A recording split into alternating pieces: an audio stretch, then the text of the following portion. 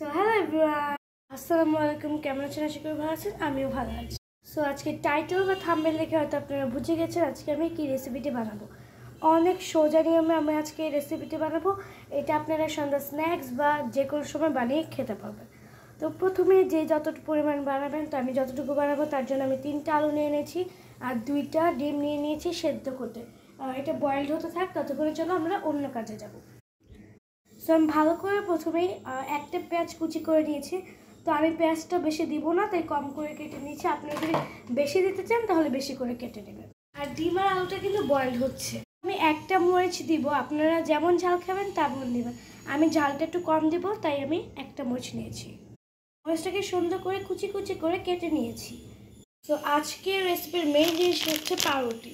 বেশি না, just 2 piece বা 1 পিস পাউরুটি হলে কিন্তু এই মজার স্ন্যাক্সটি আপনারাও ঘরে বসে বানিয়ে নিতে পারবেন। আমি এদিকে একটা বড় একটা বাটি নিয়ে নিয়েছি। বাটিটার মধ্যে আমি পেঁয়াজ আর মরিচটাকে নিয়ে নিয়েছি। তারপরে টেস্ট অনুযায়ী লবণ দিয়ে নিচ্ছি। তারপরে টেস্ট অনুযায়ী হলুদ দিয়ে দিচ্ছি। এই কয়েকটা ঘরোয়া মশলা কিন্তু আমাদের প্রত্যেকের ঘরে থেকে থাকে। তারপর টেস্ট অনুযায়ী একটু ধনিয়ার গুঁড়োও দিয়ে দিচ্ছি অল্প করে। দেন অল্প করে একটু মরিচের গুঁড়া দিয়ে দিচ্ছি। যে যেমন, আমি আবারও বলে দিচ্ছি, যে যেমন ঝাল খাবে তেমনই অ্যাড করবে। সো যদি কেউ একটু কম ঝাল খান তাহলে পরে আর মরিচের গুঁড়োটা অ্যাড করার কোনো দরকার নেই। আমি চাট মশলা যেটা ইউজ করেছি সুপার আইডিয়াল। আপনারা চাইলে চাট মশলাটা স্কিপও করতে পারেন, আবার দিলে ভালো টেস্টটা ভালো আসবে। সো আমি চাট মশলাটাও দিয়ে দিচ্ছি। দেন বেকিং পাউডার, এটা বেকিং পাউডারটাও স্কিপ করলে কোনো প্রবলেম নেই, because baking powder chaat masala skip করা যেতে পারে, এটা না দিতে পারলে কোনো প্রবলেম নেই। সো আমি বেকিং পাউডারটাও দিয়ে দিব। সো অল্প করে বেকিং পাউডার দিয়ে দিলাম। দেন আমি এগুলো সবগুলো একটা চামচের সাহায্যে মিক্স করে নেব। মিক্স করা হয়ে গেলে সামান্য পরিমাণ পানি অ্যাড করে দেব। পানিটা কিন্তু অ্যাড করাই লাগবে। পানিটা অ্যাড করে আমি আবার ভালো করে মিক্স করে নেব। ততক্ষণে কিন্তু আমাদের ডিম অ্যান্ড আলুটা কিন্তু বয়েলড হয়ে গিয়েছে। এখন আমি এগুলাকে ভালো করে ছুলে নেব। ছুলে নিয়ে দেখা হচ্ছে। তারপর ভালো করে ডিমটাকে গ্রেট করে নেব। গ্রেট করা শেষ, এখন আমি আলুটাকে গ্রেট করে নেব। আলুটাও গ্রেট করা শেষ। তারপরে আমি পেঁয়াজের পুরটাকে ভালো করে ডিম ও আলুর সাথে মাখিয়ে নেব। তারপর মেন হলো পাউরুটি। আমি কিছু পাউরুটি টুকরা টুকরা করে দিয়ে দিব। আমি জাস্ট দিয়ে 2টা পাউরুটি ইউজ করেছি। ভালো করে এগুলোকে মাখিয়ে নিতে হবে পাউরুটির সাথে।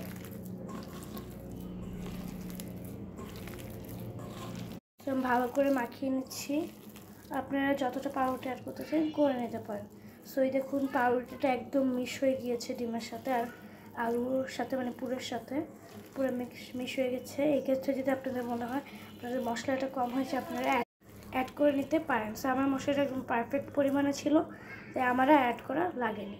আমি একটু হাতে আমার সয়াবিন তেল মাখিয়ে নিয়েছি।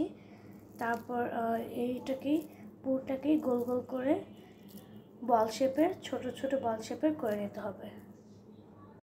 সো এই যে আমার কয়েকটা বানানো হয়ে গিয়েছে। 1 পিস জাস্ট গোল করে নিতে হবে। হয়ে গিয়েছে, ডান। এটা কিন্তু আপনারা বাচ্চাদের খাওয়াতে পারেন, অনেক পুষ্টিকর, খেতে অনেক মজা। বাচ্চাদের সঙ্গে স্ন্যাক্স বা যে কোনো সময় আপনারা খেতে পারবেন এটা। তো তারপর হচ্ছে ব্রেডগ্রামটা আপনারা যে কোনো টোস্ট বিস্কুট দিয়ে বানিয়ে নিতে পারেন, কিংবা পাউরুটি দিয়েও বানিয়ে নিতে পারেন। সো আমারটা আমি পাউরুটি দিয়ে করেছি। আমি বলগুলোকে ব্রেডগ্রামে কিন্তু দেওয়াই লাগবে, না হলে কিন্তু তেলে দিলে বলগুলো ছেড়ে আসবে। তাই ব্রেডগ্রামে দিলে এগুলো একটু শক্ত হবে ও খেতেও অনেকটাই মজা হবে। ব্রেডগ্রামে আমি ভালো করে সবগুলোকেই ভেজে নিয়েছি। আমার সবগুলো বল রেডি ব্রেডগ্রামে দেওয়া। সেগুলোকে সংরক্ষণ করতে পারেন ফ্রিজে রেখে, ডিপ ফ্রিজে রেখে একটা বক্সে। চাইলে এভাবেও ভেজে নিতে পারেন যখন সংরক্ষণ। তারপর কড়াইতে গরম আসলে আমি সয়াবিন তেল দিয়ে দিব। এই সময়টা চুলার আঁচটা হাই হিটে দেওয়া লাগবে, কিন্তু যখন ভাজবো তখন একদমই মিডিয়ামেরও লোতে রাখতে হবে, কারণ নাহলে উপরের দিকটা পুড়ে যাবে, ভিতরেরটা কাঁচাই থেকে যাবে। সো তেলটা ভালো করে গরম হওয়া লাগবে। যখন দেখবেন তেলের উপরে একটু সাদা সাদা হয়ে আসছে বা একটু ফুটে আসছে, তখন মনে করবেন তেলটা আমাদের ভালো করে গরম হয়ে গিয়েছে। তখনই আমাদের বলগুলো দিয়ে দিতে হবে। দেখতেই পাচ্ছেন তেলগুলো ফুটে আসছে, এই পর্যায়ে বুঝে নিতে তেলটা গরম হয়ে গিয়েছে। আর এই সময় চুলার আঁচটা দেখতেই পাচ্ছেন আমি একদমই লো করে দিয়েছি। তারপর আমি একে একে করে বলগুলোকে দিয়ে দিই।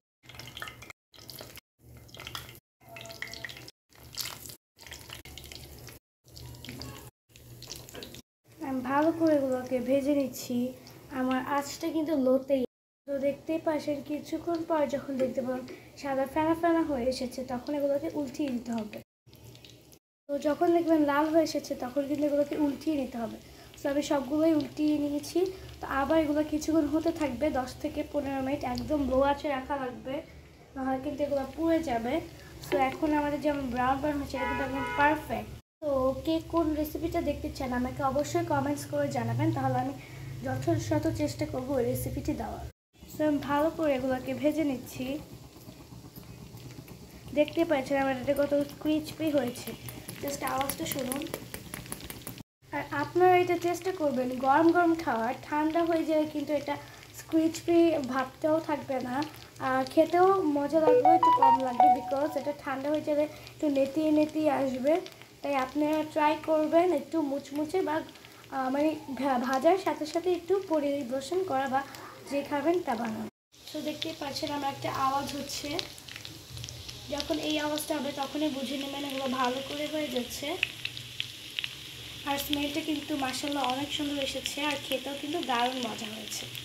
তো এগুলো এখন আমার একদম পারফেক্ট হয়ে গিয়েছে, এগুলো এখন আমি উঠিয়ে নেব আস্তে আস্তে। তো আমি আমার চুলাটাকে অফ করে দিয়েছি, এটা হয়ে গিয়েছে। তো হয়ে গিয়েছে, দেখতে পাচ্ছেন এগুলো কিন্তু খুলে খুলে যায়নি, সুন্দর করে এগুলো করে। তো আমার কিন্তু রেসিপিটি বানানো হয়ে গিয়েছে, খুবই সহজ ও সোজা নিয়মে। তো আপনারা চাইলে কিন্তু এটি ঘরে জাস্ট আধা ঘন্টার মধ্যেই বানিয়ে খেয়ে নিতে পারবেন। আমার রেসিপিটি বানাতে মাত্র 7 থেকে 8 মিনিট লেগেছে, একদমই সোজা, ঘরের সব কিছু উপকরণ দিয়ে বানানো যায়। আমরা আজকে যে রেসিপিটি বানিয়েছি ওই রেসিপির সবগুলো ঘরোয়া উপাদান দিয়ে বানানো। সো ভালো থাকবেন, আসসালামু আলাইকুম, আল্লাহ হাফেজ।